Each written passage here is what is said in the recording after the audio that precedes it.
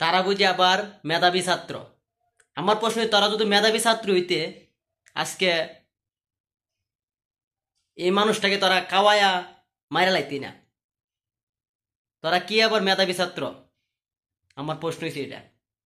আমি আজকে যে স্ক্রিনে ছবিগুলো দেখতেছেন, তো কথা বলতে বাধ্য হইলাম, কারণ বাংলাদেশের একজন নাগরিক হিসাবে বলতে বলতে বাধ্য হইলাম আমি, ছোট একটা মানুষ হয়ে।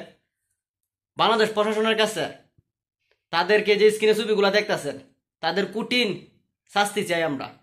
আর তাদেরা তো আমরা দেশ তুলে দিলে দেশ তারা শেষ দিয়ে দিবে। তারা বুঝে আবার বাংলাদেশের মেধাবী ছাত্র কিভাবে একজন মানুষকে তারা কাওয়ায়া বলে আবার যে খাবার কিরকম হয়েছে, সেই মানুষটা আবার তাদেরকে উত্তর দিছে যে খুবই ভালো হয়েছে। আমার প্রশ্ন হয়েছে, তোরা কেন এই মানুষটাকে, তারা যদি তোরা চুরি করে থাকতো, তোদের তো মারার কিনো জানে মারা লাইবার তোরার কিনো অধিকার নাই। বাংলাদেশ প্রশাসন আছে, তোরা প্রশাসনের কাছে তারা তুইলা দে। তারাই কেন তোরা এইভাবে মারলে?